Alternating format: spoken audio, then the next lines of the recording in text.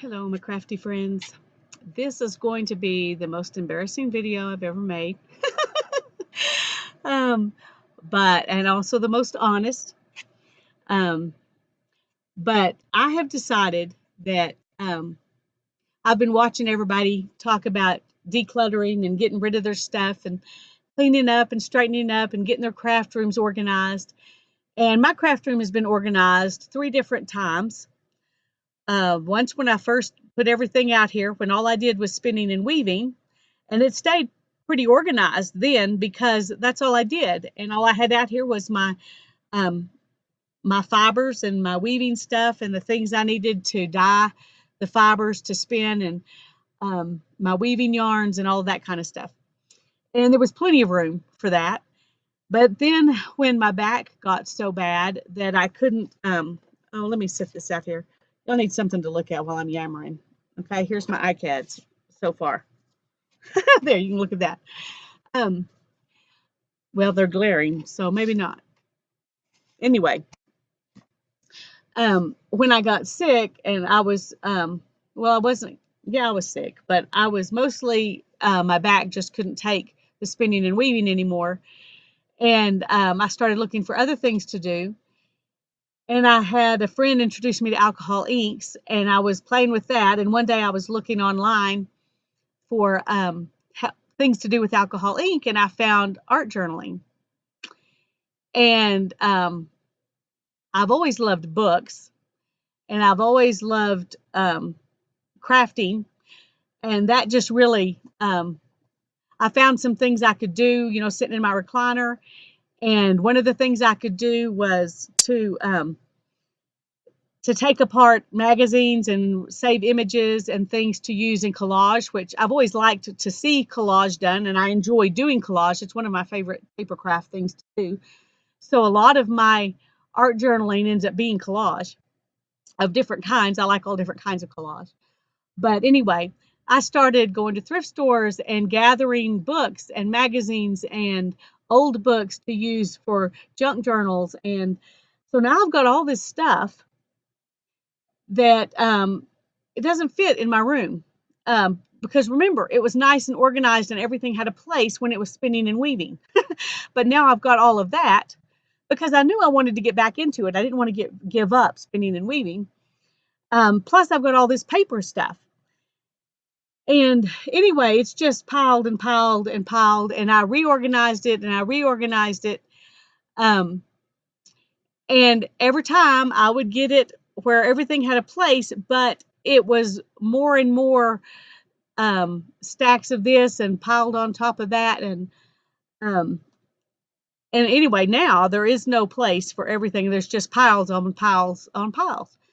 And so I thought about a month ago I was going to do that Marie Kondo thing, where you pick up something.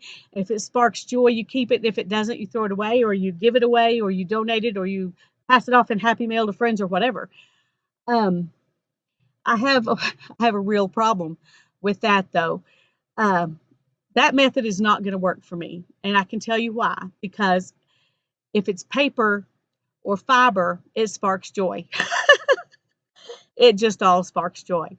I can pick up this. Look at that. Just think what fun that is on a jelly plate, and I can think about how much fun it is on it sparks joy. Okay, it's just a piece of cardboard, but it sparks joy. So I have a phone book. You know what I use it for? To bind my journals, and because I know I can bind my journals with it, and they don't come fat like this anymore, that sparks joy too. So you can see the conundrum I'm in. Well, you can't yet, but you will, because I'm going to actually be real and I'm going to show you my craft room.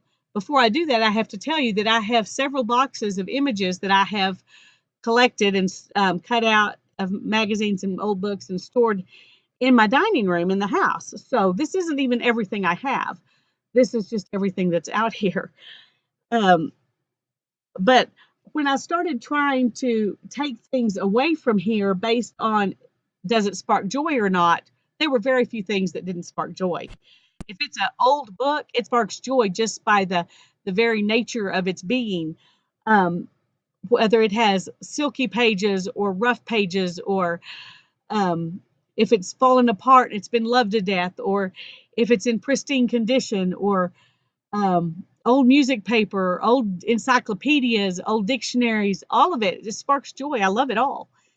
And so I can't use that as my criteria for what I've got to get rid of. I'm going to have to come up with something else. And I think I've decided that it's going to have to do with, does it inspire me to do something with it? Because just does it spark joy doesn't work, because it all sparks joy. I thought about, okay, it all sparks joy, but does this, like fireworks go off or something? But that's not adequate either, because I have a lot of things that I think would work great in a junk journal, or on an art journal page, or mixed media canvas, or all the things that I enjoy doing. I have fibers that I haven't ever spun, but I just love them because this fiber's from a certain kind of sheep. It's just a little bag of it. You can't make something specific out of it, but I have a whole bunch of them from different kinds of sheep, and I love them because it shows me all the variety in the sheep, and it sparks joy. I have yarn that I bought to weave with. I haven't woven with it yet, but I still want to weave with it. So it's hard for me to come up with a way to know what to get rid of. And then you have the decision, what do I do with it once I've decided to get rid of it? Okay, do I give it back to the thrift store? Because a lot of my stuff comes from thrift stores, and I could do that. Or I could have a garage sale. But you'd have to be someone like me, one of y'all would have to come to my garage sale for people to buy it, probably. And most of my friends, they don't get the art journaling, junk journaling, mixed media kind of stuff that I do. It's not their thing. So I can't just give it to my friends. Now, my online friends like you, I could, but I don't have the kind of money it takes to even happy mail all of this stuff to people. And how do I know that it's even something someone would want? Because you all have stuff that you need to get rid of too. Should I pile my stuff on you? I don't know. And so this is the conundrum that I'm in. But I was saying something about needing to do it, but having a hard time doing it when I was chatting with Rose McGuinn last night. And she said, just do a little bit at a time. And why don't you do it on a video so you can show people what you saved and what you got rid of, and you can tell them why. And maybe it'll help someone else. And maybe the fact that you're doing it, on the video will, you've stated you're going to do it, you're doing it a little bit at a time. It'll be kind of some accountability as well, which I definitely obviously need. So, so I told Rose I was going to do this. I said, oh, I just can't show them the whole thing, my whole studio, and how big a mess it is. And she said, you don't have to do that. Just do a little bit at a time. Just put stuff on your table and go through that stuff for that video, which I think is great advice. But that little pile of stuff is not my motivation. Not loving the stuff is not my motivation, because all of these things, when I get them out and look at them, I enjoy the look at them. I enjoy the idea of what I could do with them, and or that someone else might enjoy them. What my motivation is, what does not, let me put it this way, what does not spark joy for me is walking into this crowded space and not even be able to see everything I've got and not know where to work. I've got this little space right here. I can work. Everything else is piles of stuff. And I want to get rid of that. I want to be able to walk in and pull things off of shelves and move stuff over to another empty space so that I can work, or leave projects out half finished so that, and still have a place to work. That's my motivation. It's the overcrowded space that does not spark joy. The individual things still do.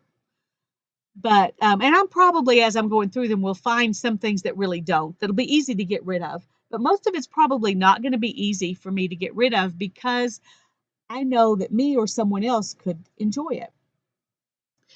So I'm going to do this. And in just a minute, I'm going to give you a dizzy tour. I'm just going to turn the camera around and show you the room.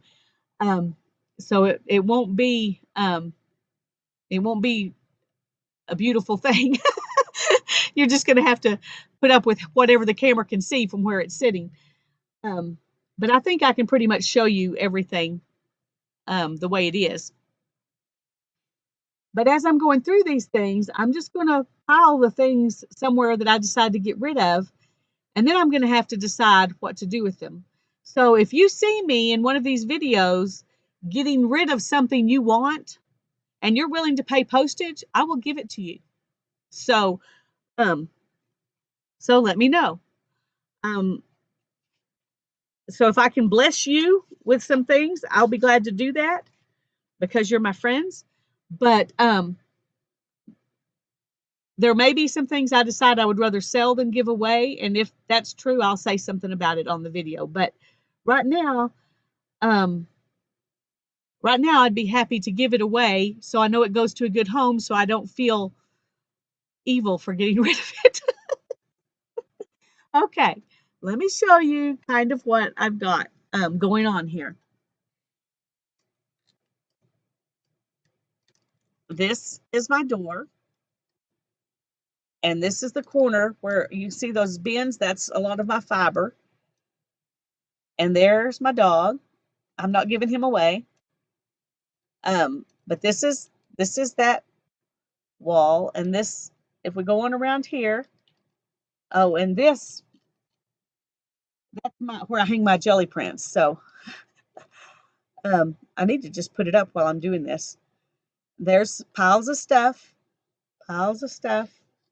projects, piles of stuff. That plaid fabric over there, that's over my loom. So I need to get it where I have room to open the loom up and weave on it. That's another one of my goals for this. Okay, so there's some fibers way up high, and there's a lot of stuff way down. So you can see. Move this.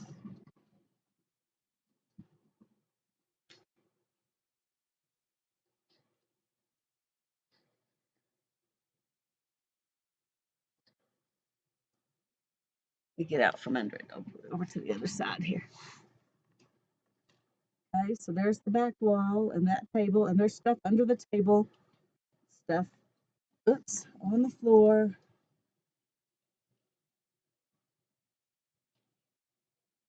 There's my sewing machine, alcohol inks, paints. There's all the way under that desk. Here's my toy box for jelly printing. Here's my desk where I work. There's where I've got some of the stuff that y'all have given me. A lot of it is still, I'm fixing to put in a book, so it's not up there, but there's some more books.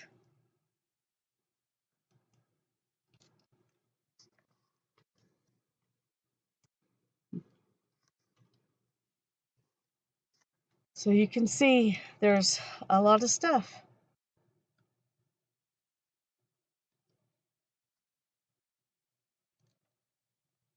Okay. So there's my confession. And whoops. I'm hoping to do a little bit every day. I don't know that I will actually put every day on video. I might just so you can see what I'm doing, but it's going to be a difficult process for me. It really is. I'm looking forward to it. I'm looking forward to being able to walk out here and look around and things be organized and easy to get to, and places to work, multiple places to work, and being able to get to my loom and my spinning wheel where they're not just, stacked behind stuff. So now you know the real me. Oh, so if this is helping you not to become this much of a hoarder, good. If this will help you decide to be real and decide to let go some of your stuff, and so that your space sparks joy and not just the things in it. Because truly, the things spark joy, the space does not. And I want the space to spark joy too. So that's what I'm going to be working on. God bless you, and I hope that that you'll be up for this. If you don't want to watch me go through this, please say that in the comments. If you do want to watch me go through this process, say that in the comments too, so I'll know if this is something that'll be beneficial for people or not. Thanks. Love you all. God bless you. Bye-bye.